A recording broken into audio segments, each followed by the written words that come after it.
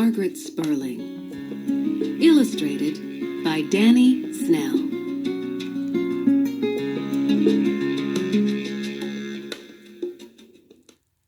Now it's time to hear the story.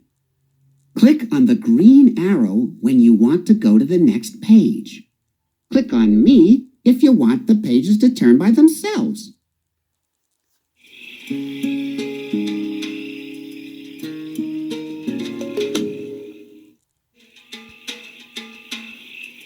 One night, far away in the desert, a little Bilby left her burrow for the very first time.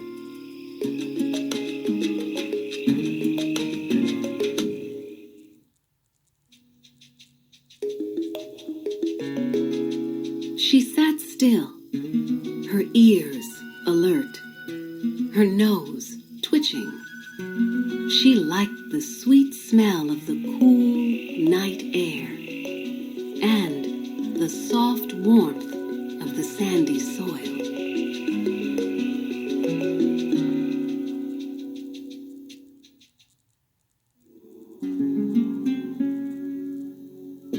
But most of all, she liked the moon.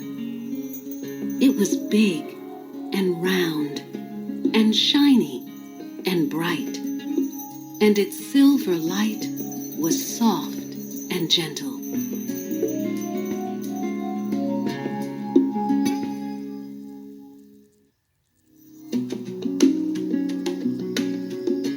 Each night, when she left her burrow, she looked up to greet the moon.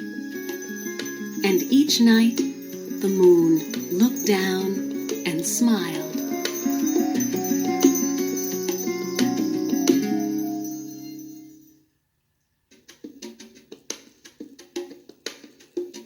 But then, one night, the moon didn't smile. Little Bilby was worried. A piece of the moon was missing.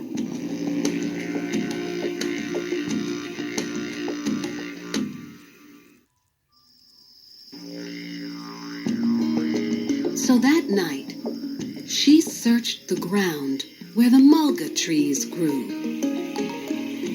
She met a hopping mouse, busy looking for seeds and insects.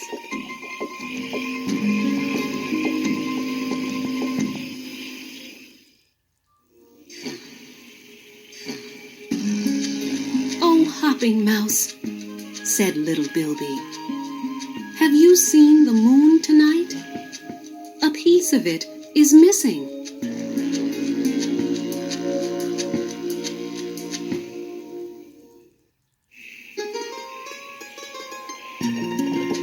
"Oh, no," said Hopping Mouse. "I will look in the spinifex grass. If I find it, I will tell you."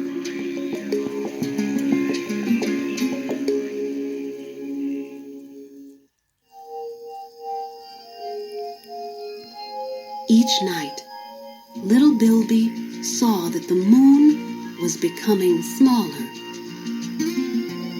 Sand Dragon was sleeping in a hummock of grass.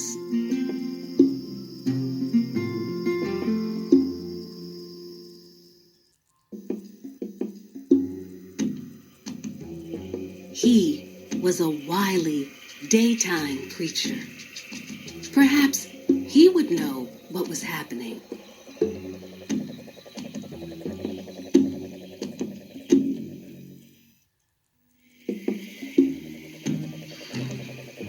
"Oh, Dragon," said little Bilby, "have you seen the moon tonight? Half of it is missing."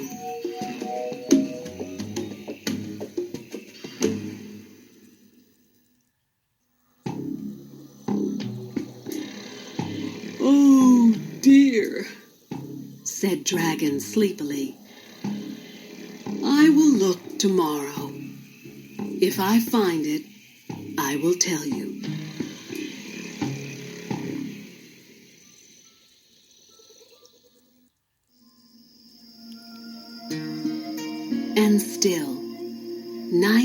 After night, the moon became smaller and smaller, and the desert became darker and darker.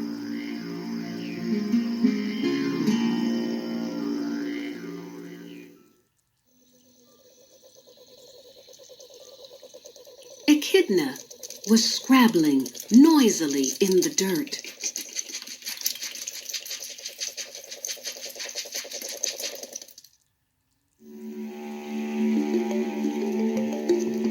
"Oh, Echidna," said little Bilby, "have you seen the moon tonight? More than half of it has disappeared."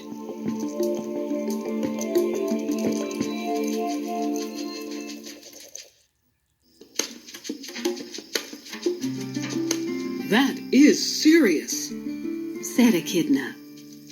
"Perhaps it has fallen into an ant nest. If I find it, I will tell you."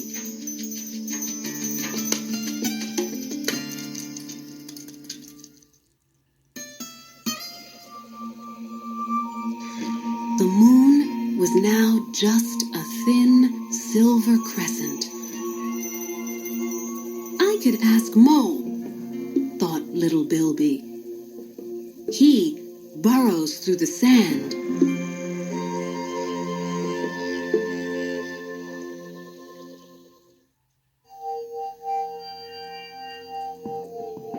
If pieces of the moon are buried, he might find them. "Oh, Mole," called little Bilby loudly, "have you seen the moon tonight?"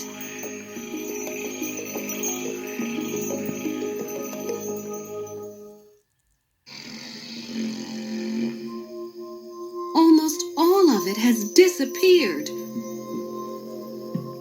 Mole came up slowly from his sandy world. "I have never seen the moon," he said sadly.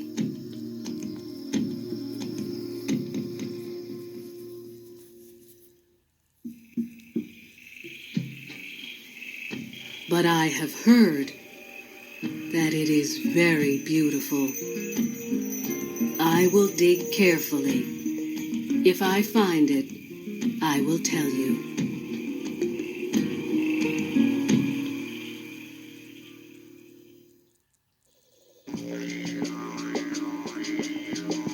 The moon was very small. Not far away, Froglet was chirping.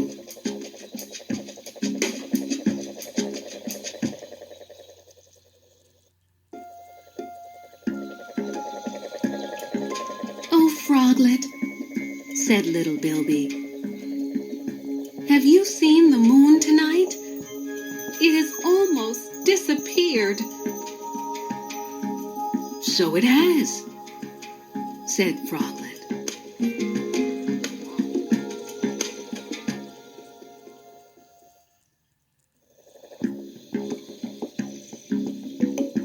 "I will call loudly and ask other froglets if they have seen it. If I find it, I will tell you."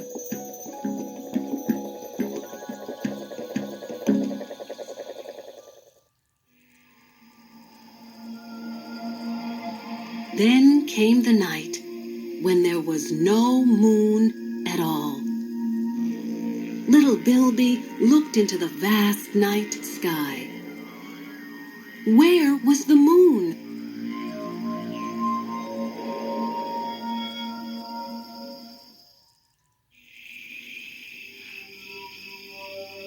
Strangely, the stars were twinkling more brightly than she had ever seen before. But they were not the moon.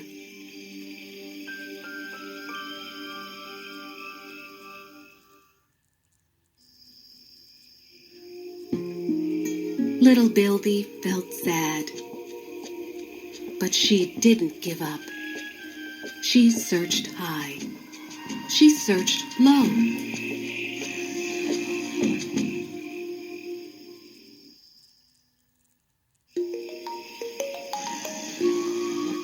She looked in all sorts of places where she thought a moon might go.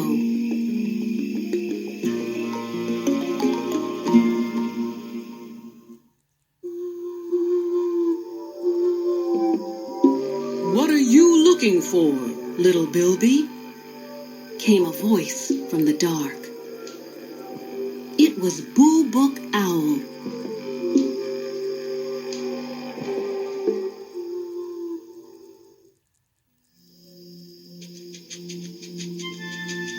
"I am looking for the beautiful, round moon," said little Bilby.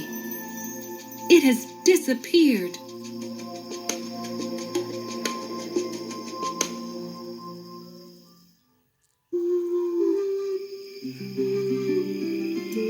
"The moon hasn't really disappeared," said Owl. "Sometimes we can see it. Sometimes we cannot. It will come back soon."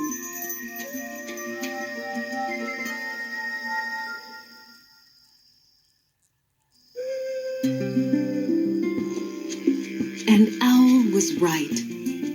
For the very next night, a bright silver crescent appeared high in the evening sky.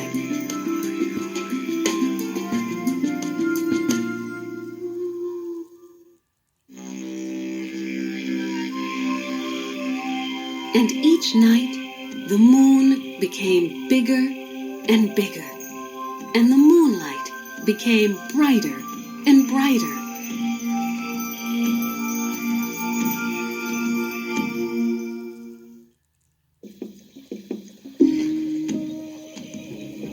Little Bilby hurried off to tell Sand Dragon. "Have you seen the moon tonight? Half the moon is back."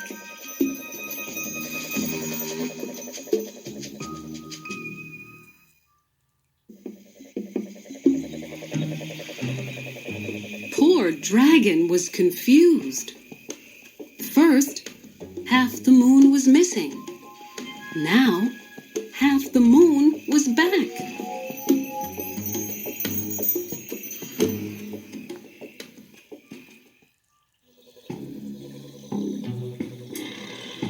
"How strange," he thought, and went back to sleep.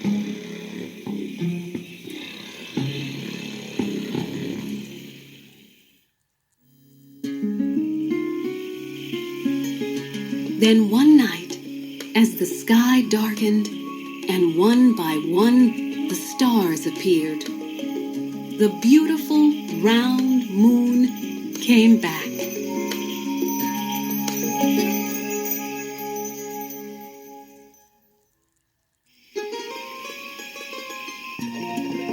"Moonlight makes whiskers silver," said Hopping Mouse.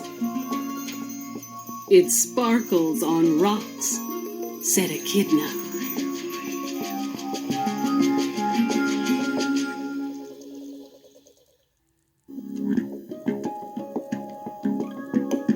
"It glistens on dew," said Froglet.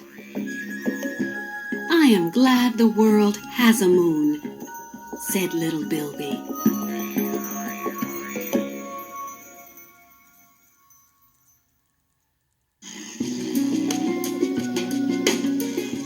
And they sat on the sand and told Mole all about the moon.